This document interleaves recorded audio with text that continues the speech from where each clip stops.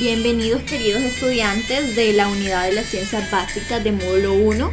Vamos a continuar con la subproblemática número 4 que se denomina integración del ser vivo abordado como unidad físico-químico y biológico.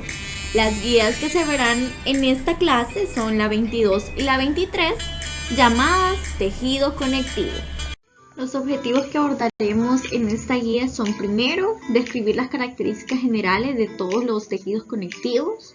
Segundo, describir la estructura, la localización y la función de los diversos tipos de tejidos conectivos. Vamos a definir también qué es una membrana y vamos a clasificar las membranas. El tejido conectivo, también llamado tejido conjuntivo, es uno de los tejidos más abundantes en nuestro cuerpo.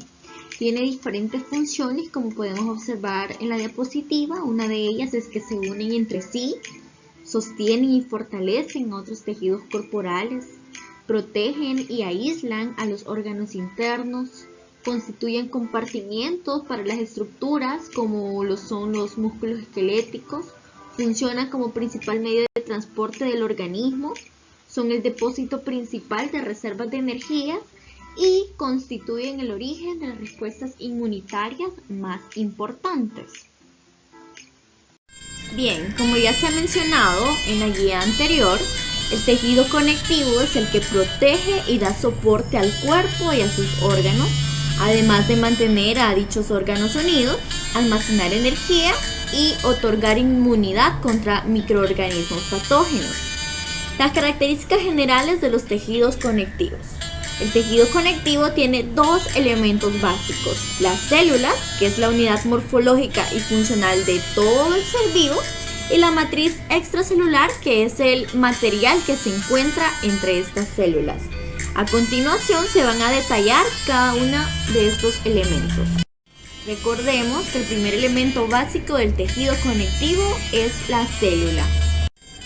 Las células embrionarias, denominadas células mesenquimáticas, son las que dan origen a las células de los tejidos conectivos. Cada tipo de tejido conectivo tiene una clase de células inmaduras con un nombre que termina en blasto, que significa retoño o germen.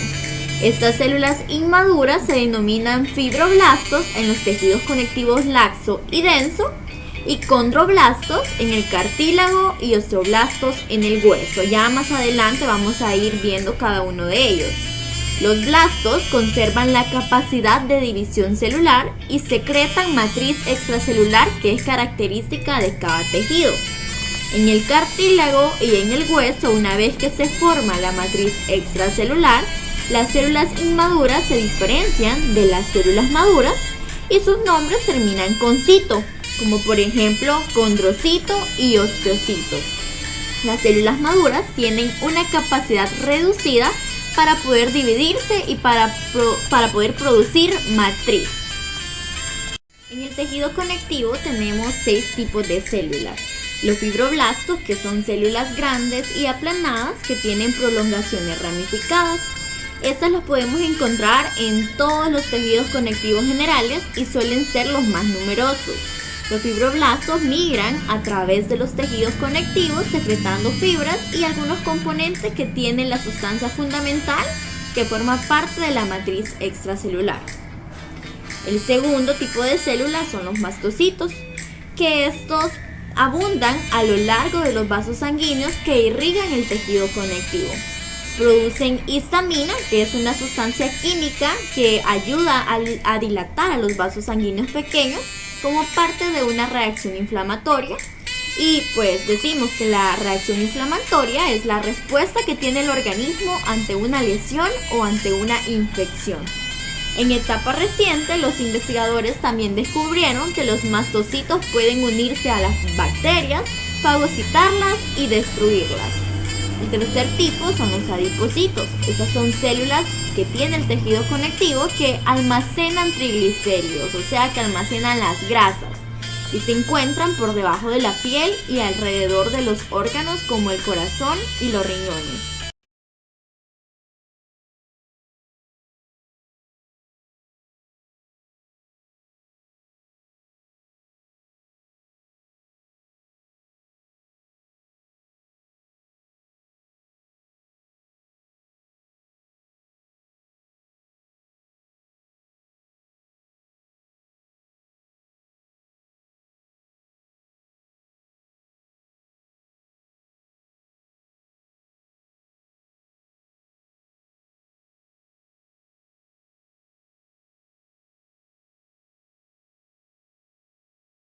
El quinto tipo de células son las células plasmáticas.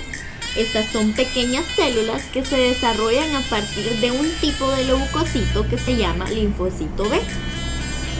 Las células plasmáticas secretan anticuerpos, es decir, secretan proteínas que atacan o neutralizan sustancias extrañas en el organismo.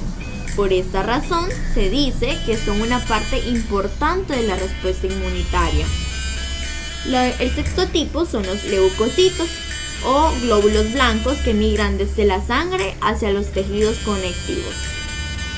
Los leucocitos no se encuentran en cantidades significativas en el tejido conectivo normal, sin embargo, en respuesta a ciertas condiciones, como les mencionaba, migran desde la sangre hacia los tejidos conectivos.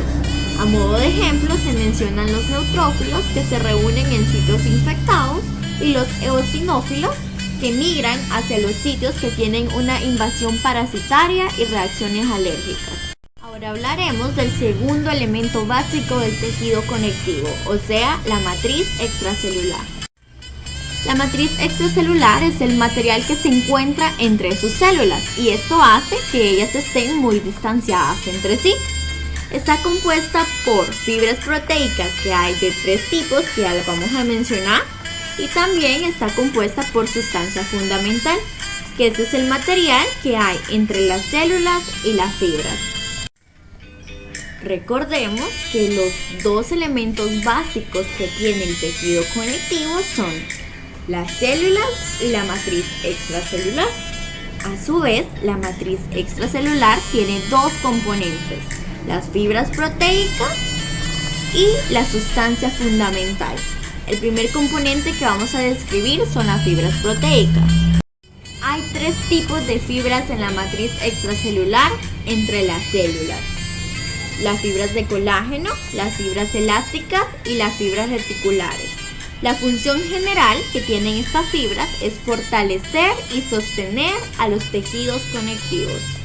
Las fibras de colágeno. Estas son muy fuertes y resisten a las fuerzas de tracción, pero no son rígidas, lo cual les confiere cierta flexibilidad al tejido. Las propiedades de los diferentes tipos de fibras de colágeno varían de un tejido a otro. La composición química de este tipo de fibra está determinada por la proteína más abundante de todo el organismo. ¿Y cuál es? El colágeno, que representa alrededor del 25% total de las proteínas. Las fibras de colágeno se encuentran en la mayoría de todos los tipos de tejido conectivo, en especial lo podemos encontrar en los huesos, en el cartílago, en los tendones y en los ligamentos. Las fibras elásticas, que poseen un diámetro más pequeño que las de colágeno, se unen y se ramifican formando una red dentro del tejido conectivo. Una fibra elástica está compuesta por moléculas de la proteína elastina, rodeada por una glucoproteína que se llama fibrilina, que esta ayuda a agregar fuerza y estabilidad. Como consecuencia de su estructura molecular exclusiva, las fibras elásticas son fuertes, pero pueden estirarse hasta un 150% de su longitud basal, o sea, del estado de relajación sin poder romperse. También es importante la propiedad que tiene la fibra elástica de poder recuperar su forma original después de estirarse, lo cual se denomina elasticidad. Las fibras elásticas son abundantes en la piel, en las paredes de los vasos sanguíneos y en el tejido pulmonar. Las fibras reticulares son finos haces de colágeno con una cubierta glucoproteica que sostiene las paredes de los vasos sanguíneos y constituyen una red alrededor de las células en ciertos tejidos, como por ejemplo en el tejido conectivo areolar, el adiposo, las fibras nerviosas y el músculo liso.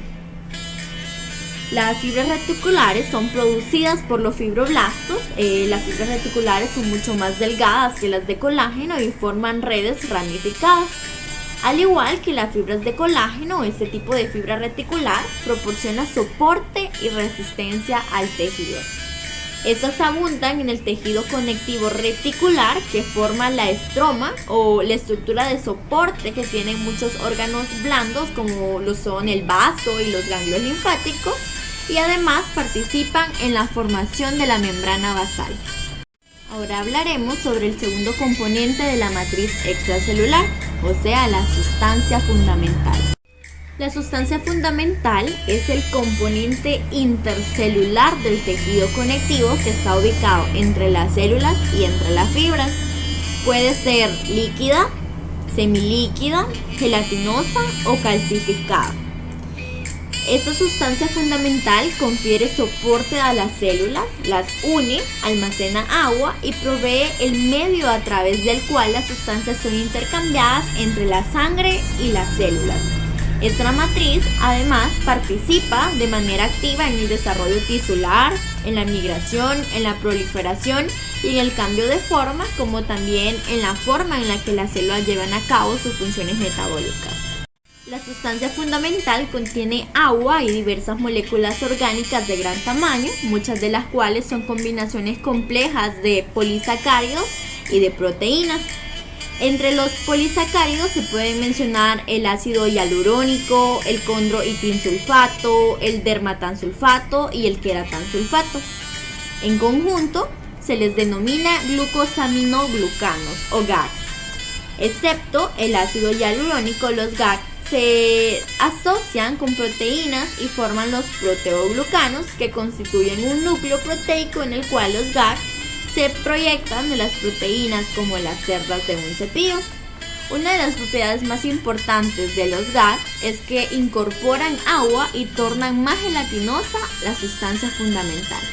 El ácido hialurónico es una sustancia viscosa y resbaladiza que une a las células entre sí, además de lubricar las articulaciones y contribuir a mantener la forma de los globos oculares.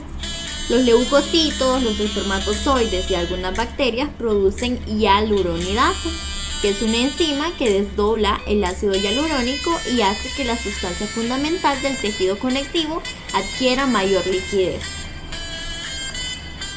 El condroitinsulfato es el que otorga soporte y adhesividad al cartílago, al hueso, a la piel y a los vasos sanguíneos.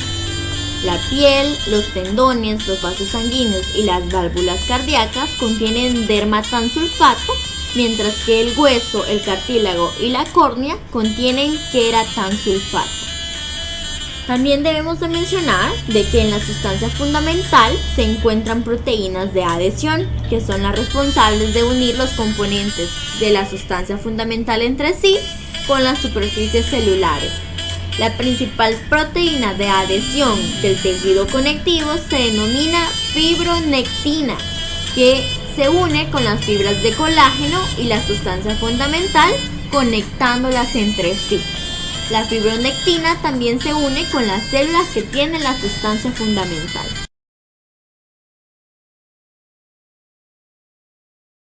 Los tejidos conectivos se clasifican en dos grandes grupos, en tejidos conectivos embrionarios y en tejidos conectivos maduros.